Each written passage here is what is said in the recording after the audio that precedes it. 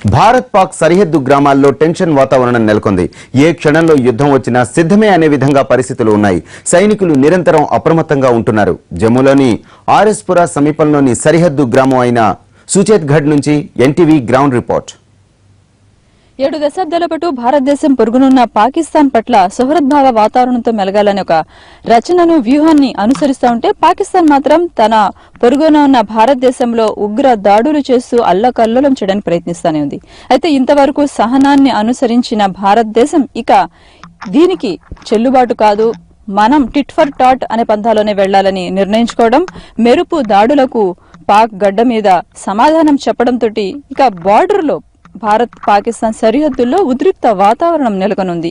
ఏ క్షణంలో ఎటువంటి పరిస్థితులు వస్తాయో అన్న ఆందోళన, అదేవిధంగా అలర్ట్నెస్ కనిపిస్తా ఉంది. నివురుగప్పిన నిప్పుల ఇక్కడి వాతావరణం కనిపిస్తుంది. ప్రస్తుతం మనం జమ్మూలో ఒక సరిహద్దు ప్రాంతంలో ఉన్నాము. దీన్ని ఆర్ఎస్పురాలో సుచేత్గఢ్ ప్రాంతం అని చెప్తా మనం కనిపిస్తా ఉంది. బార్డర్ సరిహద్దు రేఖ మనకు కనిపిస్తా ఉంది. ఈ సరిహద్దుకి యువతల మనం భారతదేశ గడ్డ మీద ఉన్నాం, ఆ సరిహద్దు అవతల అదే పాకిస్తాన్. ఈ పాక్ గడ్డ మీద మన భారత బలగాలు బంబేర్, హాట్ స్ప్రింగ్, కేల్, లిపా ఈ ప్రాంతాల్లో అంటే పాక్ ఆక్రమిత కాశ్మీర్ అంటే ఒక రకంగా అది మన భారత గడ్డ మాత్రమే అని మనం భావిస్తా ఉన్నాం. వాస్తవం కూడా ఈ గడ్డ మీద మన సైనికులు 2 రోజుల క్రితం మెరుపు దాడులు చేసి దాదాపు 40 మంది ఉగ్రవాదులను మట్టుబెట్టారు. ఆ నేపథ్యంలో ఇప్పుడు అటువైపు పాకిస్తాన్ కూడా సమయం కోసం ఎదురు చూస్తా ఉంది. పాక్ సపోర్ట్ చేస్తున్న పాక్ మద్దతుతో ఉగ్రమూకలు ఎటువంటి ప్రయత్నిస్తాయో, ఎటువంటి అవాంఛనీయ సంఘటనలకు పాల్పడతాయో, ఎలాంటి దాడులకు పాల్పడతాయో అని మన భారత సైన్యం అంతా కూడా పూర్తిగా అలర్ట్ గా ఉంది. ఈ నేపథ్యంలో చూసుకున్నట్లయితే ఇటువైపు సుచేత్గఢ్ ప్రాంతం కావచ్చు, ఇతర సరిహద్దు పూర్తిగా భారత్ పాకిస్తాన్ సరిహద్దు వెంబడి కూడా భారత బలగాలు మోహరించున్నాయి. రాత్రి పగలు నిఘా కళ్లతోటి ప్రయత్నం చేస్తా ఉన్నాయి. ఎటువంటి చొరబాట్లు జరిగే ప్రయత్నం ఉందనేది, అదేవిధంగా సరిహద్దు నుంచి 10 కిలోమీటర్ల పరిధిలో ఉన్న గ్రామాలన్నింటినీ కూడా వకేట్ చేసే గ్రామాలన్నింటినీ కూడా ఖాళీ చేయించే ప్రయత్నం జరుగుతోంది. ఒకవైపు నుంచి అంటే అటువైపు నుంచి ఏ ఊరు నుంచి అయినా సరే సరిహద్దు నుంచి మూకలు లోపలికి చొరబడే ప్రయత్నం చేయొచ్చు. దీనివల్ల సాధారణ ప్రజల ప్రాణాలను తీసుకునే ప్రయత్నం చేస్తాయనే ఆందోళనతోటి 10 కిలోమీటర్ల పరిధిలో ఉన్న గ్రామాలన్నింటినీ కూడా భారత కేంద్ర ప్రభుత్వం ఒకేట్ చేస్తా ఉంది. అయితే మొత్తంగా చూసుకున్నట్లయితే భారత ప్రభుత్వం ఇప్పటి వరకు సంయమనాన్ని అనుసరించిన ఇక పాకిస్తాన్ పై ముప్పేట దాడికి సిద్ధపడుతోంది. దీనికి ప్రధానంగా మనం గమనిస్తున్నట్లయితే 3 రకాల వ్యూహాలతోటి భారత్ వ్యవహరిస్తోంది. ఒకటి ఆర్థిక అంశం మీద, ఆర్థిక మూలాల మీద దెబ్బకొట్టే ప్రయత్నం.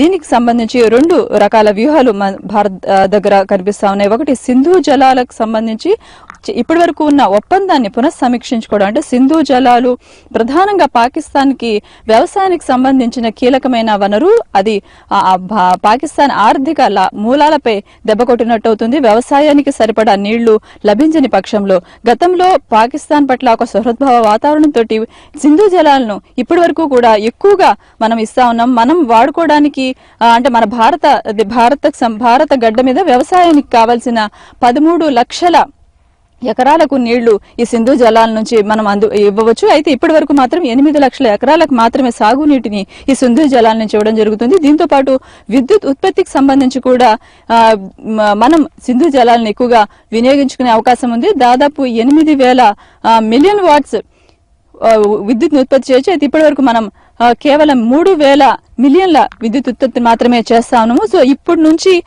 ఈ నీటిని సాగునీటికి, అదేవిధంగా విద్యుత్ కోసం ఎక్కువగా ఉపయోగించుకున్నట్లయితే ఆ నీటి లభ్యత అనేది పాకిస్తాన్ కి తక్కువ అవుతుంది. దీనివల్ల పాకిస్తాన్ వ్యవసాయ ఆధారిత పాకిస్తాన్ ఆర్థిక మూలాలపై దెబ్బకొట్టినట్టు అవుతుంది. దీంతో పాటు 2వ అంశం, పాకిస్తాన్ ను 1996లో అత్యంత ప్రీతిపాత్రమైన దేశంగా భారత్ ప్రకటించింది.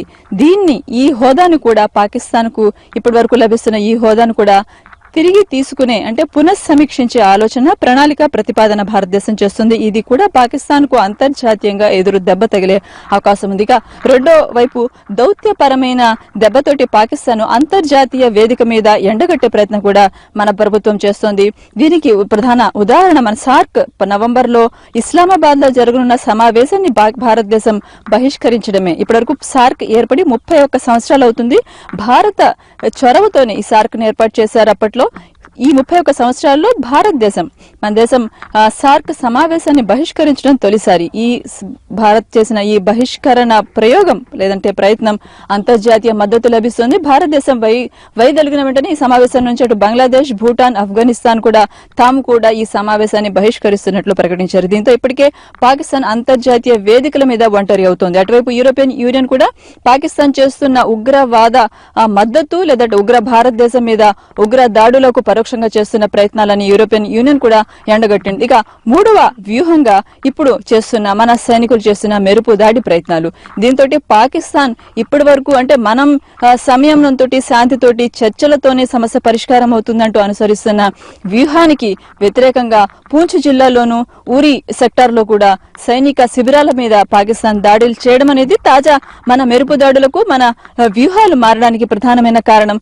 దీంతో ఇప్పుడు సైనిక సత్తా ఏపాటిది ఉంది పాకిస్తాన్, అదేవిధంగా భారత్ తలుచుకుంటే ఏం చేయగలదు అనేది కూడా మరోసారి నిరూపించడం జరిగింది. మొత్తంగా ఈ భారత్ పాకిస్తాన్ సరిహద్దు వెంబడి ఎలాంటి ఉద్రిక్తత ఉంది, ఇక్కడ ఎలాంటి వ్యూహాలతోటి మన సైనికులు వ్యవహరిస్తున్నారు, అదేవిధంగా పాకిస్తాన్ ఎలాంటి ప్రతిస్పందన ఇచ్చేందుకు సిద్ధంగా ఉంది. ఈ అన్ని వివరాలను ఎన్టీవీ మీకు ప్రతిక్షణం ఇవ్వడానికి సిద్ధంగా ఉంది.